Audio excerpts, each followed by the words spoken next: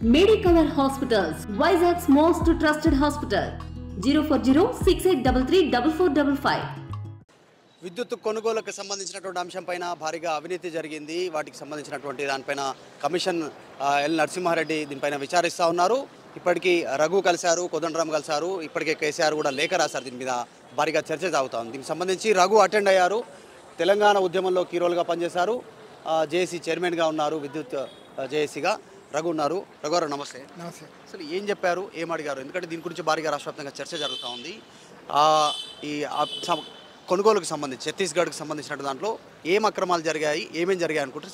మీరు ఇంతకుముందుకు ఏం చెప్పారు? మీరు ఏం చెప్పారు అంటే ముఖ్యంగా ఛత్తీస్గఢ్ నుంచి విద్యుత్ కొనుగోలుకు సంబంధించి 3 అంశాలు ఉన్నాయి.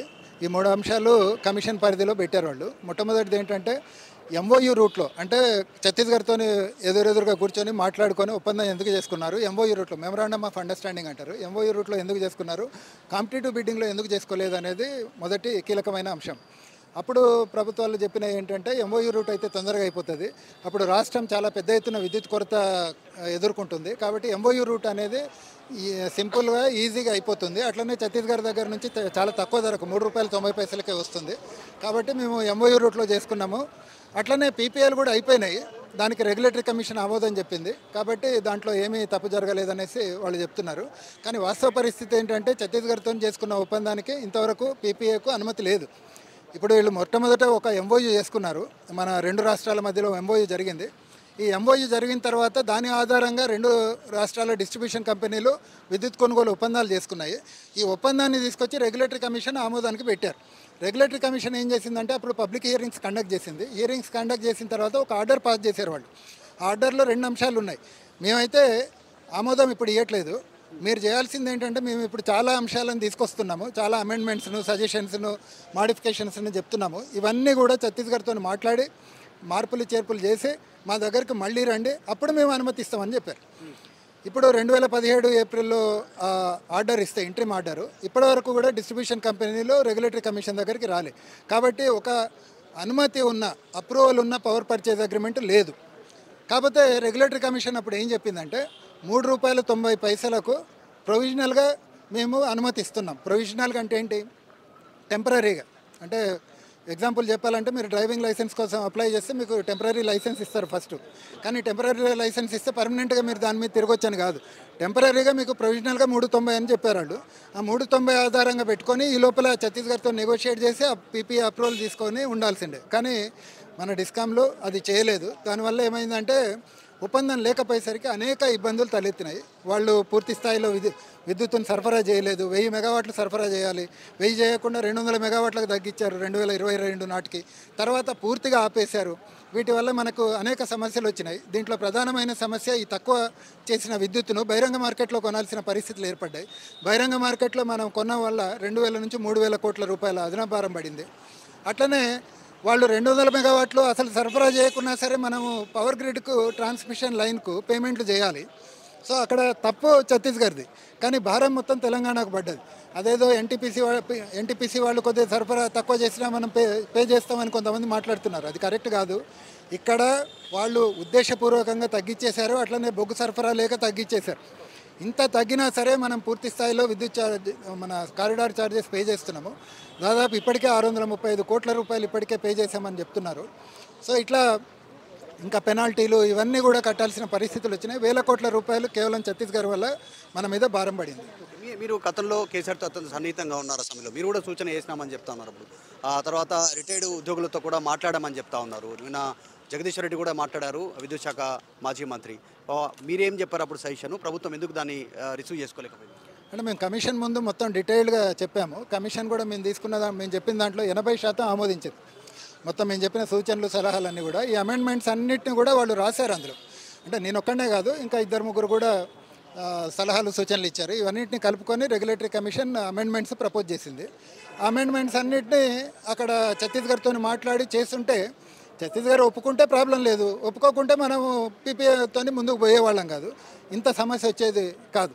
అది ఇప్పుడు స్టాండర్డ్ బిడ్డింగ్ ఎంఓఏ అంటున్నారు. రెండిట్లో డిఫరెన్స్ ఏంది? ఇది ఎందుకు నష్టం జరిగింది అనుకుంటారు? జరిగితే ఏ రకంగా ఎంత మేర జరుగుతుంది, ఎట్లా జరుగుతుంది? అంటే ఎంఓయూ అంటే ఇప్పుడు నాకు విద్యుత్ కావాలి, ఒక 100 యూనిట్లు కావాలి. ఇప్పుడు మీ దగ్గర విద్యుత్ ఉందని మీరు చెప్తున్నారు, మీతో మాట్లాడుకొని ఒక రేట్ అనుకొని మీతో ఒప్పందం చేసుకుంటే ఎంఓయూ రూట్ అవుతుంది. కాంపిటేటివ్ బిడ్డింగ్ అంటేనేమో మిమ్మల్ని అడగను నేను, నాకు 100 యూనిట్లు కావాలి, ఎవరు తక్కువ ధరకు సరఫరా చేస్తే వాళ్ళు నాకు చెప్పొచ్చు, ఎవరు తక్కువకుంటే వాళ్ళతో నేను ఒప్పందం చేసుకుంటా. దాన్ని కాంపిటేటివ్ బిడ్డింగ్ రూట్ అంటారు. అంటే కంపల్సరీ కాంపిటేటివ్ బిడ్డింగ్ రూట్లో కొనాలని ఉంది. ఒకవేళ కాంపిటేటివ్ బిడ్డింగ్ లేకుంటే రెగ్యులేటరీ కమిషన్ను కన్విన్స్ చేసి ఒప్పందం చేసుకోవాలని మన నిబంధనలు ఉన్నాయి.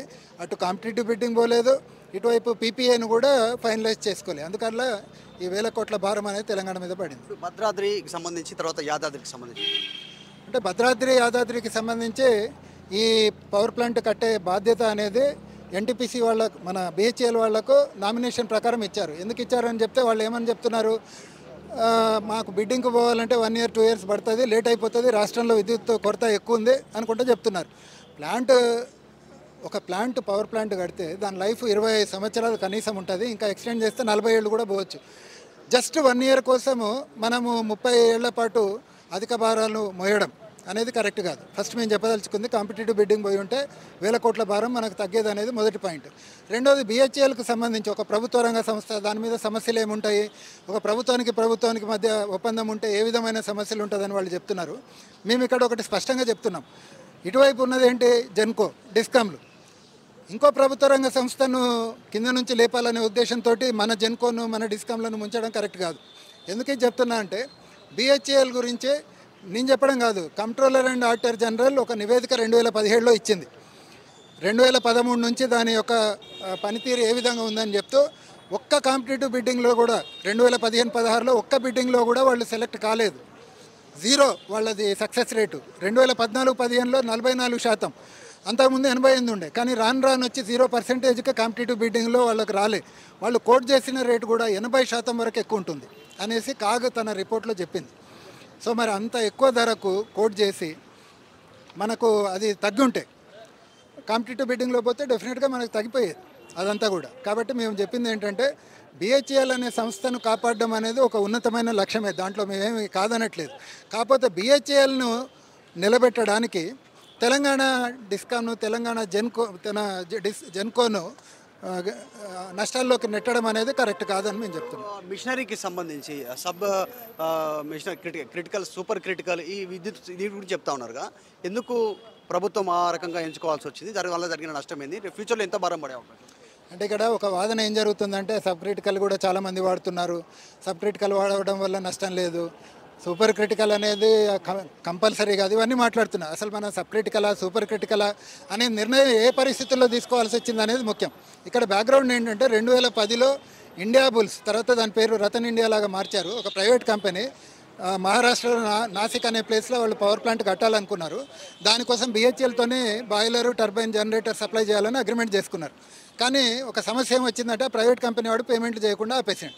వాడి దగ్గర నుంచి వసూలు చేసుకోవడానికి లెటర్ ఆఫ్ క్రెడిట్ వీళ్ళు ఓపెన్ చేసి ఉండాల్సి ఉండే, బిహెచ్ఎల్ వాళ్ళు ఓపెన్ చేయలేదు. అది చాలా సిగ్నిఫికెంట్ బ్లండర్, అది కాగ్ తన రిపోర్ట్లో కూడా చెప్పింది. మరి ఇలాంటి పరిస్థితుల్లో ఏమైంది, వీడు మెషినరీ సప్లై చేస్తున్నాడు, వాడు పేమెంట్లు చేయట్లేదు. ఆఖరికి బిహెచ్ఎల్ క్యాన్సిల్ చేసుకుంది. క్యాన్సిల్ చేసుకున్న తర్వాత మిషనరీ అంతా 2012 నుంచి బిహెచ్ఎల్ గోడౌన్లలో పడి ఉంది. ఆఖరికి ఏం జరిగింది, ఆ మిషనరీ అంతా తీసుకొచ్చి తెలంగాణకు అప్పచెప్పినారు. ఆ మిషనరీ సబ్ క్రిటికల్ టెక్నాలజీతో కట్టింది. వాళ్ళు ఎందుకు సబ్ క్రిటికల్ చేసుకున్నారు, 2010లో వాళ్ళు పెద్ద ఎత్తున ప్లాంట్లు కట్టాలనుకుని ప్రైవేట్ వ్యక్తులందరూ 270 మెగావాట్ యూనిట్లు పెద్ద ఎత్తున 20-25 యూనిట్ల వరకు వాళ్ళు అప్పుడు ఆర్డర్ ఇచ్చారు బిహెచ్ఎల్కు.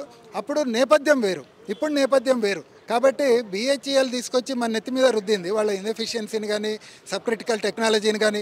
మనం ఆలోచించి ఒక ఛాయిస్ లాగా తీసుకోలే, ఒక కంపల్షన్ లాగా తీసుకున్నాం. కాబట్టి సబ్ క్రిటికల్ టెక్నాలజీ మీద అంతకన్నా ఎక్కువ డిస్కషన్ అవసరం లేదనుకుంటున్నాను. ఇప్పుడు ఆ విద్యుత్ సంబంధించినటువంటి కొనుగోళ్ల వల్ల జరిగినటువంటి నష్టం 6,000 కోట్లు అనేటువంటి చర్చ జరుగుతూ ఉంది. దీనికి సంబంధించి మీరేం చెప్తారు?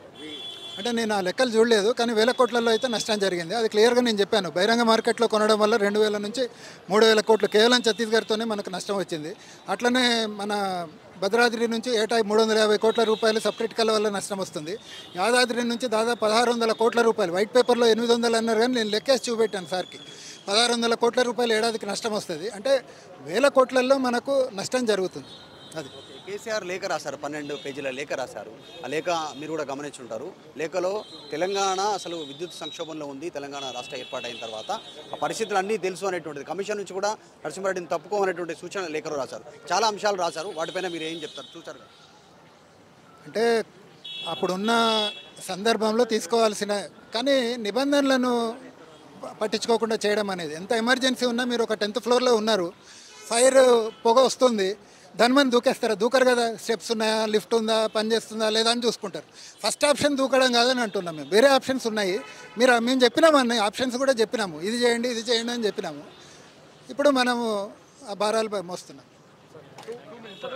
ఇది మొత్తానికి విద్యుత్ కొనుగోలుకు సంబంధించినటువంటి అంశం పైన భారీగా అవినీతి జరిగింది, దానిపైన ప్రజలపైన భారం పడుతుంది అనేటువంటి ఒక అభిప్రాయాన్ని రఘు చెప్తా ఉన్నారు. ప్రభుత్వానికి అప్పుడు ఉన్నటువంటి ప్రభుత్వానికి సూచన కూడా చేశాము, కాకపోతే ప్రభుత్వం వాటిని పరిశీలించలేకపోయింది. సో మొత్తానికి కమిషన్ ముంగడ హాజరయ్యారు. విద్యుత్ జేఏసీ చైర్మన్గా ఉన్నారు రఘు. పూర్తి విషయాలు వెల్లడించాము. అప్పుడు చెప్పినటువంటి ప్రభుత్వానికి చెప్పినటువంటి విషయం కానీ, రిటైర్డ్ ఇంజనీర్లకు చెప్పినటువంటి విషయం కానీ అన్నీ ఎక్స్ప్లెయిన్ చేశాము. సో భారీగా భారం పడుతూ ఉంది దీనివల్ల అనేటువంటిది ఒక అభిప్రాయాన్ని వ్యక్తం చేస్తూ ఉన్నారు. వీడియో జర్నలిస్ట్ జాఫర్తో మధు మల్కేడిగర్, హైదరాబాద్.